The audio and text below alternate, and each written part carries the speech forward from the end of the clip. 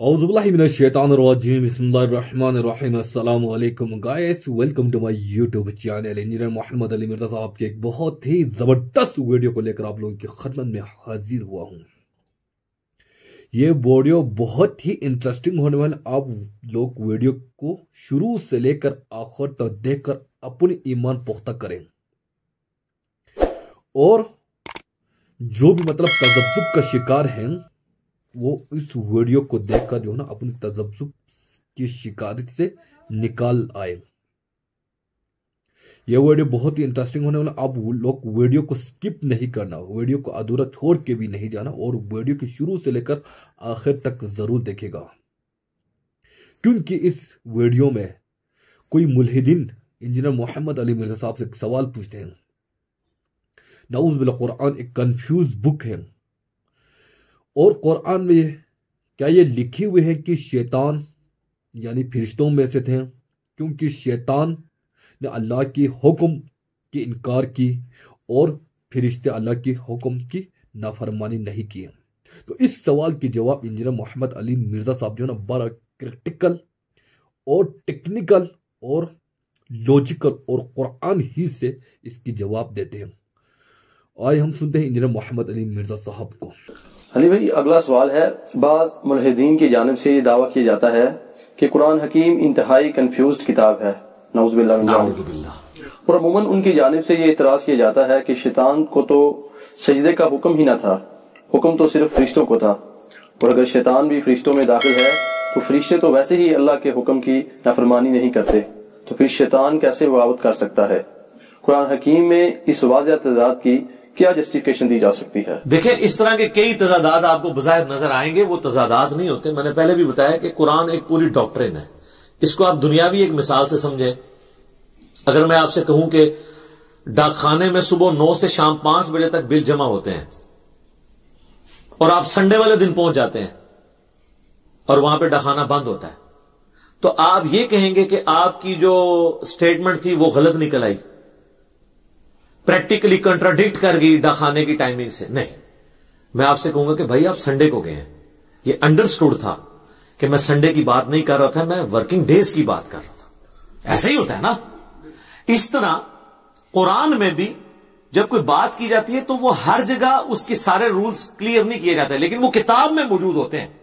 जैसे कि आम लोगों को ये रूल पता है कि संडे की छुट्टी होती है, तो अब ये अगर मैं अपनी वर्डिंग में बताता भी ना तब भी आपने इसे अंडरस्टूड करना था, यही था ना। तो कुरान में भी अल्लाह ताला ने मुख्तलिफ जगह पे मुख्तलिफ रूल्स बताए हुए। ये बात दुरुस्त है कि कुरान पाक में किस्से आदम और इब्लीस कम से कम 7 दफा तो आया है डिटेल के साथ। सूरतुल बकरा में, सूरतुल आराफ के अंदर, सूरतुल हिज्र में, सूरह साद में, सूरह बनी इसराइल के अंदर, सूरतुल कहफ के अंदर, सूरह ताहा के अंदर। उनमें से 6 जगह पे यही है कि अल्लाह ताला ने हुक्म दिया फरिश्तों को तो सबके सब सजदे में गिर पड़े सवाए इब्लीस के। उसने तकब्बुर किया और गुमराहों में शामिल हो गया, काफिरों में शामिल हो गया। लेकिन एक जगह साथ आया, काना मिनल जिन फफसका अन अम्री रब्बी, वो है सूरतुल कहफ की आयत नंबर 50। वो जिन था इसलिए उसने अपने रब की नाफरमानी की। बाकी 6 जगह फरिश्तों के अंदर ही अल्लाह ने उसे शुमार किया है, इसलिए कि मेरे भाई 50 की क्लास में अगर 49 मेल स्टूडेंट हो और 1 फीमेल स्टूडेंट हो और क्लास का रिप्रेजेंटेटिव सीआर अगर ये कहे कि बॉयज स्टैंड अप, तो इसका ये मतलब नहीं होता कि वो गर्ल जो है उसने नहीं खड़ा होना उसके इस्तकबाल के अंदर। वो अंडरस्टूड होता है कि वो भी शामिल है एज ए स्टूडेंट, लेकिन इसे कहते हैं तगलीब का कायदा, गालिब का कायदा।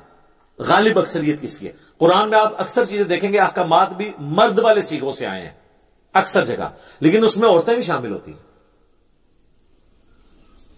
मर्द के सीगे के साथ खिताब हो रहा होता है, क्योंकि लिटरेचर में इसी तरीके से मामला लेके चले जाते हैं। आप कई औरतों की शायरी देखें तो वो मर्दाना लैंग्वेज में होती है, और बाज़ औक़ात जो मर्द हैं वो नात लिख रहे होते हैं और वो अपने आप को औरतों वाली लैंग्वेज में यूज कर लेते हैं। वो इसलिए करते हैं, वो अपने आप को कम तर शो करने के लिए, تصغیر کا قاعدہ استعمال کرتے ہیں. میں تے منگتی ہاں، وہ کہتے ہیں یہ منگتا کہوں گا تو وہ ذرا کم گراوٹ ہے، منگتی کہاں تے اور تھلے گراوٹ ہے. وہ اتنے ایک ذہن ہے نا کہ عورت جڑی ہے بہت تھلے ہے، ہم اس ذہن کو نہیں مانتے. ایک علیحدہ سے ایک ٹاپک ہے، لیکن عموماً جب بات کرتے ہیں تو وہ مردانہ لینگویج میں بات ہو رہی ہوتی ہے. اس طرح قرآن بھی جب بات کرتا ہے نا، فرشتوں کو حکم ہوا تو فرشتوں کے ساتھ اس وقت وہ شیطان بھی تھا تو اس کو حکم تھا. اور اس سے بڑی بات آپ بس اتنی آیت تو لیتے ہیں، اس سے آگے بھی تو پڑھیں. یعنی یہ ڈیٹیل سے واقعہ اگر آپ دیکھیں تو سورۃ الاعراف کے اندر آیا آیت نمبر 11 سے آنورڈ. وَلَقَدْ خَلَقْنَاكُمْ ثُمَّ صَوَّرْنَاكُمْ ثُمَّ قُلْنَا لِلْمَلَائِكَةِ اسْجُدُوا لِآدَمَ. یعنی ہم نے تمہیں پیدا کیا، اس کے بعد تمہاری تصویر کشی کی، اس کے بعد ہم نے حکم دیا فرشتوں کو کہ آدم کو سجدہ کرو. فَسَجَدُوا، تو وہ سب کے سب سجدے میں گر پڑے، الا ابلیس، سوائے ابلیس کے. ابلیس کہتے ہیں حسد کرنے والا، جیلسی کرنے والا. لم یکم من الساجدین، وہ سجدہ والوں میں شامل نہ ہوا. اب یہاں آپ دوسرا مطلب بھی لے سکتے تھے کہ اسے حکم نہیں ہے، تو آگے دیکھیں نا آگے کیا الفاظ ہے. اللہ نے ادھر چھوڑا نہیں اسے، کہا قال ما منعک الا تسجد اذ امرتک. اے ابلیس، تجھے کس چیز نے منع کیا کہ جب میں نے تجھے حکم دیا تھا سجدے کا تو تو نے سجدہ نہیں کیا. تو یہاں وہ جواب ہونا چاہیے تھا ملحدین والا کہ یا اللہ تو نے مجھے تو حکم نہیں دیا، تو نے تو فرشتوں کا ہے، میں تو جن نہ. یہاں پہ یہی ہوتا ہے نا یار. ویسے مولویوں سے تو شیطان بھی بہتر ہے اس حوالے سے. آپ مولویوں سے بات کریں نا، بات کرتے کرتے آپ کو لفظ غلط بول دینا، آئی نہیں اگر آپ کہہ دینا کہ جی میں فلاں عالم کی بات نہیں، بیٹا عالم نہیں ہوتا، عالم ہوتا ہے. حالانکہ وہ بیچارہ اس لیے وہ عالم ہی بول رہا ہوتا ہے، وہ عالم کہہ دیتا کوئی فرق نہیں پڑتا. یہاں دیکھیں شیطان نے یہ حرکت نہیں کی ہے. جب اللہ نے کہا تجھے کس چیز نے منع کیا، تو مولوی ہوتا تو کہتا یا اللہ تو نے تو فرشتوں کو حکم دیا، میں تو جینا. اس کو سمجھ دی کہ میں بھی اس میں شامل ہوں. کہا قال انا خیر من، میں اس سے بہتر ہوں. تو اس کا جسٹیفیکیشن دینا اپنی نافرمانی کی یہ چیز ثابت کرتا ہے کہ وہ وہی سمجھ رہا تھا کہ میں بھی اس میں شامل ہوں. خلقتنی من نار، مجھے تو نے پیدا کیا آگ سے، وخلقتہ من طین، اور اس سے تو نے پیدا کیا مٹی کے ساتھ. پھر یہ آگے پورا واقعہ چلتا ہے. تو شیطان نے بھی وہ جسٹیفیکیشن نے دی جو یہ شیاطین ملحدین اس کی طرف سے دے رہے ہیں، وہ تو اللہ نے کلیریفائی کر دیا قرآن میں. اب رہا کنٹراڈکشن کے قرآن میں آیا ہے مختلف جگہ کے اوپر کہ فرشتے جو ہیں وہ اللہ کے حکم کی نافرمانی نہیں کرتے، وہ وہی کرتے ہیں جو اللہ ان کو حکم دیتا ہے. تو پھر شیطان نے کیوں نافرمانی کی؟ تو یہ فرشتہ نہیں تھا. وہ سورۃ الکہف میں آ گیا کان من الجن ففسق عن امر ربی، وہ چونکہ جنوں میں سے تھا اس لیے اس نے اپنے رب کی نافرمانی کی. لہذا یہ دونوں سٹیٹمنٹس کو جوڑے تو اینڈ رزلٹ یہ ہے کہ قرآن میں کوئی کنٹراڈکشن نہیں ہے. وہ دونوں باتیں بیک وقت اپنی جگہ پہ درست ہیں. فرشتے نافرمانی نہیں کرتے، سارے فرشتوں نے سجدہ کیا. شیطان چونکہ جن تھا، اور دو ہی مخلوقات ہیں جنہیں اللہ نے آزادی دی ہے، جن اور انس. وما خلقت الجن والانس الا لیعبدون. جنوں اور انسانوں کو اللہ نے اختیار دیا اور وہ اپنی مرضی ایگزیکیوٹ کرتے ہیں. فرشتے اپنی مرضی ایگزیکیوٹ کر ہی نہیں سکتے. تو چونکہ وہ جن تھا اس لیے اس قسم کے کئی کنٹراڈکشن آپ کو قرآن سے یہ لوگ دکھائیں گے، اس لیے کہ آپ قرآن آپ نے کبھی پڑھا ہی نہیں. قرآن پورا ٹوٹیلٹی میں پڑھو. بڑا ایک مشہور ہے اعتراض آپ کو اکثر ہماری تو یہاں اتوار کی مجلس میں ہر دوسری تیسری مجلس میں یہ سوال ہوتا ہے کہ وہ جو سورۃ البقرہ میں آیا کہ یہودی عیسائی بھی جنت میں چلے جائیں گے، تو یہ کیسے پاسبل ہو گیا جبکہ نبی علیہ السلام کا انہوں نے انکار کیا ہے. اور صحیح مسلم میں حدیث ہے کہ نبی علیہ السلام نے فرمایا جس یہودی عیسائی نے میرے بارے میں سن لیا مجھ پہ ایمان نہ لایا وہ جہنم میں جائے گا. تو ہم کہتے ہیں میرے بھائی ذرا سورۃ البقرہ پڑھ بھی تو لو. وہ رزلٹ یہ نکالتے ہیں کہ ایمان بالرسالت ضروری نہیں، عقیدہ توحید اور آخرت کافی ہے. تو یہ سورۃ البقرہ کی آیت نمبر جو ہے 62 ہے. آپ یہ پڑھ کے تو دیکھیں تو آپ کو پتہ چل جائے گا کہ یہ تو بات اس طریقے سے ہے ہی نہیں جیسے آپ سمجھنے کی کوشش کر رہے ہیں. اور یہ پوری ڈاکٹرن آپ کو کلیئر کرنی ہوگی. ان الذین آمنوا والذین ہادوا، بے شک جو ایمان لے کر آئے اور جو یہودی ہیں، والنصارى اور جو نصرانی ہیں، والصابئین اور جو صابی ہیں. اس سے مراد ستارہ پرست نہیں ہے، یہ دین ابراہیمی کی ایک شکل تھی. من آمن باللہ، جو ایمان لے آئے اللہ پر، والیوم الآخر اور آخرت کے دن کے اوپر، وعمل صالحا اور نیک اعمال کر لے، فلہم اجرہم عند ربہم، تو اس کے رب کے پاس اس کے لیے اجر ہے. ولا خوف علیہم ولا هم یحزنون، قیامت والے دن نہ اسے کوئی خوف ہوگا نہ کوئی غم. تو کہتے ہیں دیکھیں اس میں آیا کہ اللہ پر ایمان اور آخرت پہ ایمان کافی ہے بس, رسولوں پہ ایمان تو کہیں ذکر نہیں. سر مجھے یہ بتائیں کہ یہودی کون ہوتا ہے جو اللہ اور آخرت کو مانے یا حضرت موسیٰ کو بھی مانے؟ موسیٰ علیہ السلام کو بھی مانے تو ایمان برسالت تو اس میں شامل ہے. نصارہ کون ہوتے ہیں جو حضرت عیسیٰ کو بھی مانے؟ صابی کون ہے جو حضرت ابراہیم علیہ السلام کو بھی مانے؟ ایمان والے کون ہیں جو محمد رسول اللہ کو بھی مانے, باقی پیغمبروں کو مانے؟ تو یہ ان الفاظ کے اندر موجود ہے, یہ انبیاء کی نسبتوں کی وجہ سے ان کے یہ نام ہے. تو ایمان برسالت تو اس میں موجود ہے. وہ کہتے ہیں جی یہ تو پھر اس کا تو مطلب یہ ہے کہ پھر آج کی ڈیٹ میں بھی کوئی یہودی عیسائی ہے وہ چلا جائے گا. جی اس صورت میں جائے گا جب نبی الاسلام پہ ایمان لے آئے. وہ کہتے ہیں یہ تو اس میں نہیں لکھا. تو سر اس میں نہیں لکھا, لیکن یہ بات جہاں سے 5ویں رکوع سے سٹارٹ ہوئی ہے وہاں تو پہلی بات ہی ایمان برسالت کی ہوئی ہے. ایمان برسالت کو اللہ نے ایمان باللہ اور ایمان بالیوم الاخرہ سے پہلے ذکر کر دیا, اس کو پرائورٹی دی ہے. اور وہ یہ جہاں پہ بنی اسرائیل کے اوپر مقدمہ قائم کیا اللہ نے سٹارٹ ہی میں, وہیں پہ اللہ تعالیٰ نے اس بات کا ذکر کر دیا. وَآمِنُوا بِمَا أَنزَلْتُ مُصَدِّقًا لِمَا مَعَكُمْ, یہ آیت نمبر 41, یعنی 20 آیات پیچھے. ایمان لاؤ اس پر جو ہم نے تمہارے ساتھ اس وقت نازل کیا ہے, معکم ولا تکونوا اول کافر بہ, اور اس قرآن کے اول منکر اور نبی الاسلام کے اول منکر تم تو نہ بنو یہودیو. ولا تشتروا بآیاتی ثمنا قلیلا, اور چند ٹکوں کے عوض, دنیا کی منفعت کے عوض میری آیات کو مت بیچ دو. وإیایا فاتقون, اور مجھی سے ڈرو. اللہ تعالیٰ ہمارے یہودیوں تمہاری کتابوں میں تو حضور کی پریڈکشن موجود تھی, تم تو پہلے کافر نہ بنو. تو ایمان برسالت پہلے آ گیا. تو انڈرسٹوڈ ہے یہ, جس طرح سنڈے کی چھٹی انڈرسٹوڈ ہے. اس سے بھی بڑھ کے 6واں پارہ جو سٹارٹ ہوتا ہے سورۃ النساء, اس میں تو اللہ تعالیٰ نے واضح کر دیا جو ایک نبی کا بھی انکار کر دے وہ پکا کافر ہے. ٹھیک ہے, چاہے وہ اللہ کو مانتا بھی ہو. تو قرآن کی یہ آیت نہیں آپ نے لینی ہے, وہ ٹوٹیلٹی میں بتا دے گا. ان الذین یکفرون باللہ, جو لوگ بے شک کفر کرتے ہیں اللہ کے ساتھ, ورسولی, اس کے رسولوں کے ساتھ, وَيُرِيدُونَ, اور وہ یہ چاہتے ہیں, أَن يُفَرِّقُوا بَيْنَ اللَّهِ وَرُسُولِهِ, کہ ایمان لانے میں اللہ اور اس کے رسولوں میں فرق کرتے ہیں. وَيَقُولُونَ, اور وہ کہتے ہیں, نُؤْمِنُ بِبَعْضٍ, ہم بعض پہ تو ایمان لائیں گے, وَنَكْفُرُ بِبَعْضٍ, اور بعض کو چھوڑ دیں گے, ان کا کفر کریں گے بلکہ. وَيُرِيدُونَ أَن يَتَّخِذُوا بَيْنَ ذَلِكَ سَبِيلًا, اور وہ درمیان کا راستہ نکالنے کی کوشش کرتے ہیں.